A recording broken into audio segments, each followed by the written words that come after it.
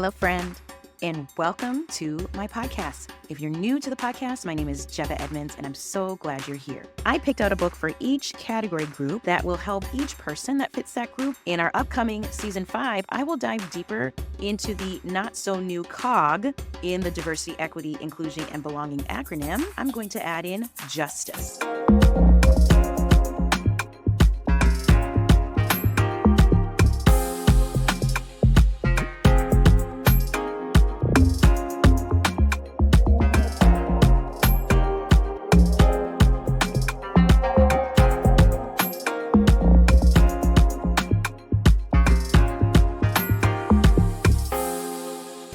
Yes, justice is also part of our DE&I initiatives. Most of my season 5 will be focused on social justice and education and clarity for your DEI and B action plans for your business. Now, the books that I have focused on for you today will cover all of these areas, and the categories that I have picked and will go over are as follows. We have early childhood, 2 elementary school categories. Then we will move on to secondary. So that's all middle school and high school age group of kids. We have adult books for adult readers, as well as teacher professional development book and a workplace development book as well. In early childhood, I picked the book Child of the Civil Rights Movement, written by Paula Young Shelton and illustrated by Raul Colon. Now, Paula Young Shelton was born in 1952 in Alabama. Her father was activist Andrew Young, who worked alongside Martin Luther King Jr., and he brought up his family alongside to join him on the front lines of the civil rights movement. So you get this perspective of a young civil rights activist in Paula, and she takes you into the account of what she watched and listened as her family and thousands of others struggled for justice in the segregated city of Montgomery. And you will see her join that historic march in this book from Selma to Montgomery. It talks and illustrates for you, readers, of what she faced going home, her encounter at a restaurant with her family, and what they could not do, where a lot of us take for granted. It's a great introduction of the civil rights movement for our young readers. In the lower elementary school section, I decided to pick the book called Freedom School Yes. It's written by Amy Little Sugar and illustrated by Floyd Cooper. Now, this book talks about the resurgence of freedom schools. And this was a movement by our nonviolent activists in the 1960s in Mississippi, where schools were created for African Americans that were underrepresented and marginalized in the South. The bravery that these educators, both Black and white, were there in the heart of Mississippi, teaching children and adults how to read and to write.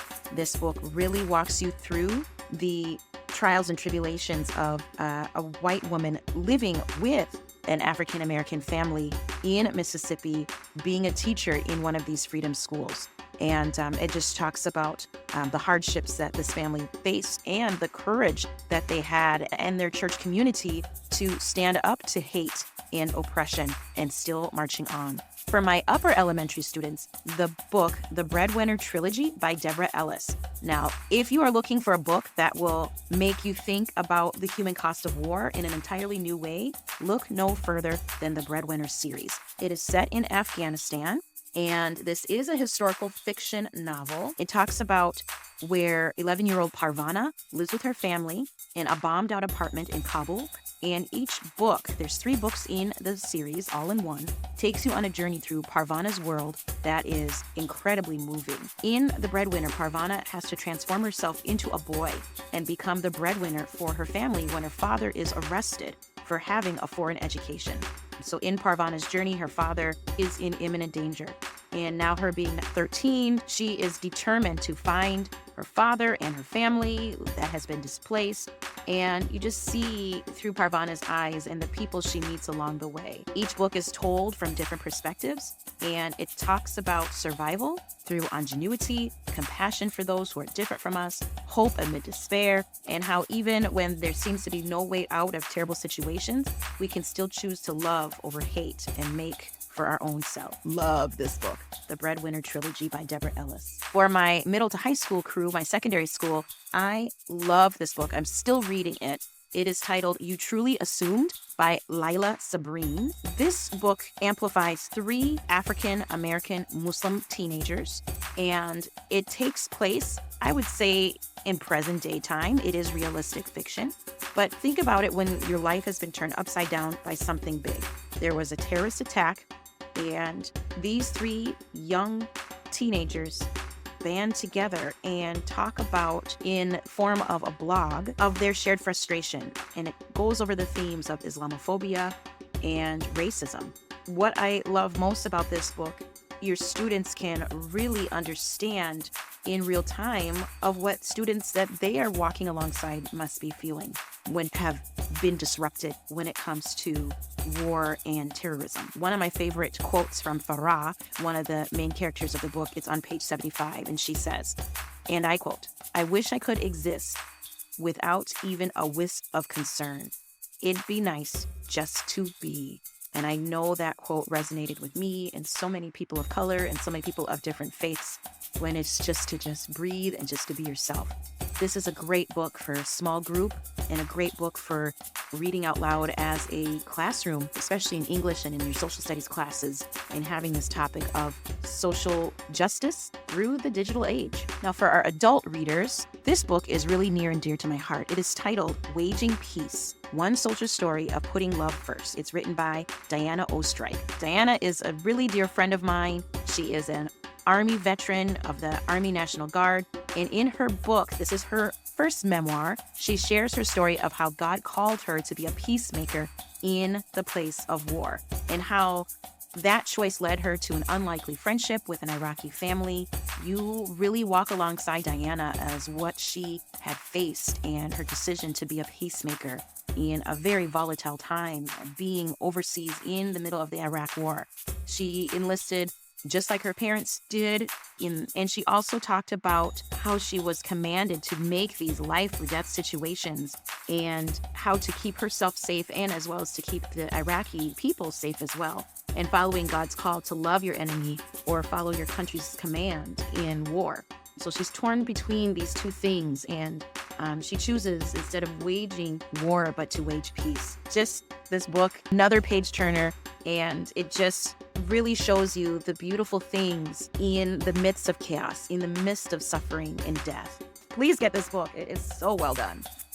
For our teachers getting geared up in the new year, and this book, Unearthing Joy, A Guide to Culturally and Historically Responsive Teaching and Learning by Goldie Mohammed. Oh, I love this book more than you know. This book is a very good hands-on guide to culture responsive teaching and education. She talks about her HILL model. And if you're not familiar with the HILL model, this refers to histories, identities, literacies, and liberation. This is Goldie's pedagogy, and she has lots of prompts and questions. For example, she even highlights our frequently asked questions. For example, am I supposed to teach about all cultures and identities of all of my students? And of course, it's implied. The goal is not to teach all cultures and identities in the world in one single school year, but to connect every lesson, unit plan, and other learning experiences to the students' lives in some way.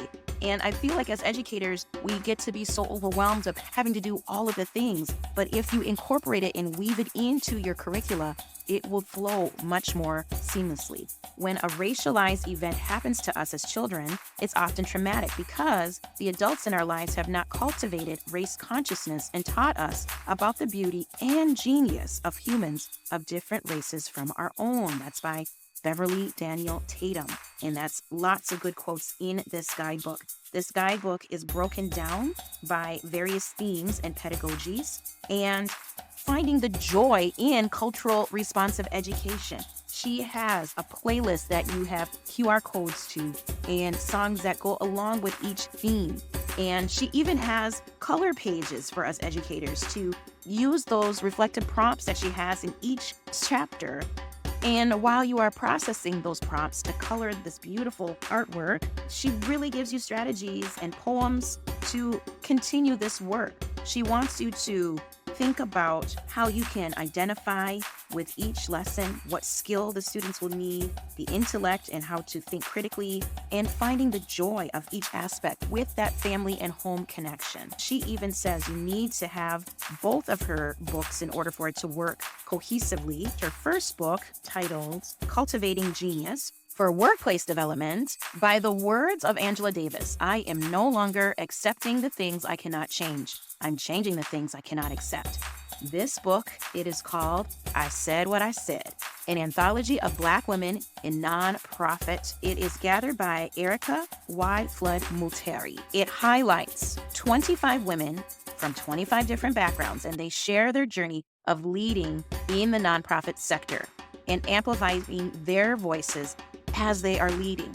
In this book, you're going to read the stories that they have so bravely shared of overcoming adversity and how they lead in the nonprofit sector. So while the nonprofit sector, we all are aware they value well-being and service, but it tends to fall short of valuing leadership from women of color. However, these women in this book step forward to lead in spite of racism and inequality. They have reclaimed their passion for serving others and making a difference.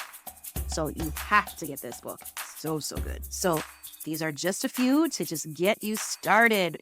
2024, just right. I'm going to go over my list one more time. And like I said, it will be in the show notes. So you can get all of these titles wherever books are sold with our list. Starting from early childhood, we have Child of the Civil Rights Movement by Paula Young Shelton and Raul Colon.